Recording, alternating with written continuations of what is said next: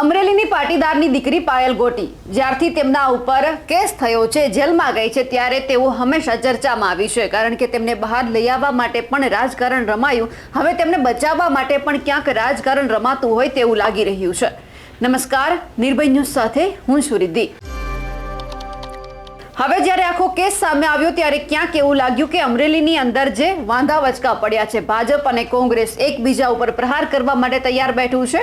અને જ્યારે આ પાટીદારની દીકરી પાયલ ગોટી જેલમાં ગઈ એ પછી એમને બહાર લઈ આવવા માટે આમ આદમી પાર્ટી અને એમની સાથે કોંગ્રેસ બંને તનતોડ મહેનત કરી અને દીકરી બહાર પણ આવી ગઈ. પછી સવાલ એ થતા હતા કે અચાનક દીકરી બહાર આવી પછી એક અલગ અલગ પ્રકારના નિવેદન સામે આવવા લાગ્યા. કૌશિક વેકરિયાને પત્ર લખવામાં આવ્યો, અચાનક પત્રકાર પરિષદ કરવામાં આવી, એમાં કહેવામાં કે મને પટ્ટા મારવામાં આવ્યા છે.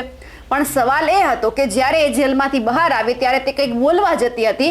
એ જ દરમિયાન કોંગ્રેસના નેતા જેનીબેન ઠુમર એમને રોકી અને ખાલી બોલવામાં આવ્યું સત્યમેવ જયતે. અને જેનીબેન ઠુમરે કહી દીધું કે તેમની માનસિક સ્થિતિ અત્યારે સારી નથી એટલે તે નહીં બોલી શકે. અને એમના પછીના દિવસે તેમણે પત્રકાર પરિષદ કરી અને બધી જ માહિતી આપી. તો સવાલ એ હતો કે એક દિવસમાં માનસિક સ્થિતિ સારી કઈ રીતે થઈ જાય, એ પણ માન્યું. હવે ફરી એક વખત બીજો સવાલ ઉઠી રહ્યો છે.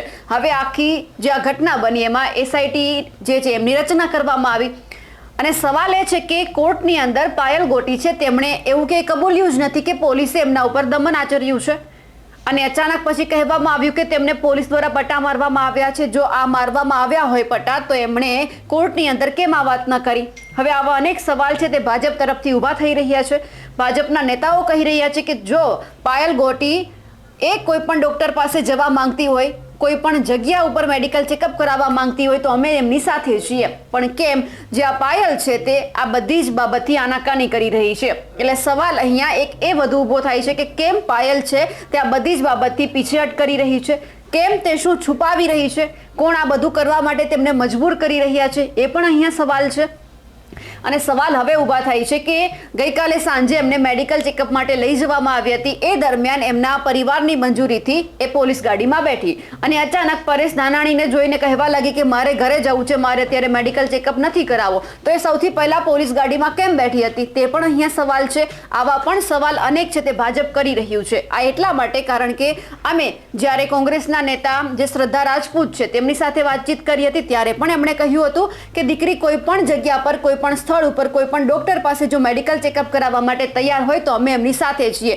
એ જ્યાં કહેશે, જે સમય કહેશે, જે સ્થળ કહેશે ત્યાં અમે લોકો જઈશું. પણ જે પાયલ છે પહેલા જાય છે અને પછી આનાકાની કરી દેવામાં આવે છે.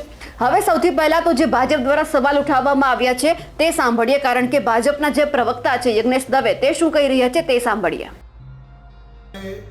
જે પ્રમાણે અમરેલીની દીકરીએ રજૂઆત કરી હતી કે મને પોલીસ દ્વારા પગમાં પટ્ટા મારવામાં આવ્યા છે, આવો એક પત્ર લખવામાં આવ્યો હતો.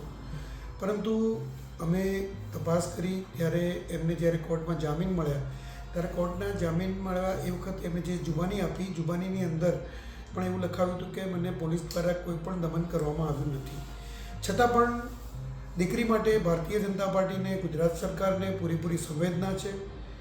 ગુજરાત રાજ્યના મુખ્યમંત્રી શ્રી ભૂપેન્દ્રભાઈ પટેલ અને ગુજરાતના ગૃહમંત્રી શ્રી હર્ષભાઈ સંઘવીની દોરવણી હેઠળ આજે પણ એક મેડિકલ ટીમ ત્યાં તપાસ કરવા માટે ગઈ છે. અને મેડિકલ ટીમ તપાસ કરશે અને દીકરીને ખરેખર જો પોલીસ દ્વારા કે અન્ય દ્વારા એવા કોઈ પગમાં પટ્ટા મારવામાં આવ્યા છે અથવા તો કોઈ દમન કરવામાં આવ્યું હશે તો એની પર ચોક્કસ પગલાં લેવામાં આવશે. આજે ટીમ પણ ત્યાં જવા રવાના થઈ ગઈ છે. પરંતુ આ દીકરીએ કોર્ટની અંદર ક્યારે પણ એવું કહ્યું નથી કે મને પોલીસ દ્વારા દમન કરવામાં આવ્યું છે. માત્ર ને માત્ર કોંગ્રેસ દ્વારા અને આમ આદમી પાર્ટી દ્વારા આને રાજકીય બનાવી અને રાજકીય પોતે આખો એક કિસ્સો એને રાજકીય રંગ આપવાનો, રાજકીય ઢોળ આપવાનો તેમજ જ્ઞાતિ જાતિનો ઢોળ આપવાનો પ્રયત્ન કર્યો છે.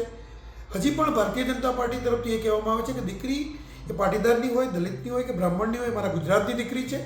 એને ક્યારે પણ એને જ્ઞાતિ જાતિના વચ્ચે વહેંચશો નહીં. અને એના ઉપર જો પણ કોઈ દમન થયું હશે તો પક્ષને અને ગુજરાત સરકારને પૂરેપૂરી સંવેદના છે. અને એ જેને પણ એની પર દમન કર્યું હશે એની પર એક્શન લેવામાં આવશે. કાયદો કાયદાનું કામ કરે છે. ગુજરાતના ન્યાયતંત્ર ઉપર, ગુજરાતની પોલીસ પર ભારતીય જનતા પાર્ટીને અને ગુજરાતના પ્રજાને પૂરેપૂરો ભરોસો છે. આભાર. હવે અહીંયા યજ્ઞેશ દવે છે કહી રહ્યા છે કે દીકરી કોઈ પણ હોય, જો દીકરી ઉપર દમન ગુજારવામાં આવશે તો અમે એમને ન્યાય અપાવવા માટે તત્પર છીએ. પણ સવાલ એ છે કે અહીંયા જે પાયલ છે તે કેમ ચેકઅપ કરાવવા માટે તૈયાર નથી, કેમ તે મેડિકલની ટીમ પાસે જવા માટે તૈયાર નથી, પોલીસ લઈને જાય છે તો તેઓ આનાકાની કરી રહી છે. હવે સવાલ એ છે કે આ બધું તે જાતે કરી રહી છે કે પછી કોઈ એમના દ્વારા કે કોઈ બીજાના દ્વારા તે કહેવા માટે કરી રહી છે કે કોઈ એમને કીધું છે કે તારે આ બોલવાનું છે, આ કરવાનું છે. એટલે સવાલ એ છે કે જ્યારે પહેલા પાયલ બોલે છે પછી બીજા જ દિવસે તે ફરી જાય છે, પછી ફરી એક વખત નિવેદન આવે છે, પોલીસ જાય છે, પોલીસને પરત મોકલવામાં આવે છે. હવે આખો મામલો અત્યારે પેચીદો બનતો જાય છે, ગૂંચવાતો જાય છે, એટલા માટે કે પહેલા કોર્ટમાં કંઈ જ બોલવામાં નથી આવતું, પછી પત્રકાર પરિષદ કરવામાં આવે છે. હવે કોણ સાચું છે, કોણ ખોટું છે, હવે જ્યારે SITની રચના થઈ છે ત્યારે બધું જ બહાર આવશે. તમને શું લાગે છે, પાયલ ગોટી અત્યારે જે બધું બોલી રહી છે એમની સાથે જે થઈ રહ્યું છે સાચું છે કે પછી ખોટું છે? અમારા અહેવાલને લઈને આપનું શું કહેવું છે કમેન્ટ કરીને ચોક્કસથી જણાવજો. સાથે જ અમારી નિર્ભય ન્યૂઝ ચેનલને લાઇક, શેર અને સબસ્ક્રાઇબ કરવાનું ભૂલશો નહીં. નમસ્કાર.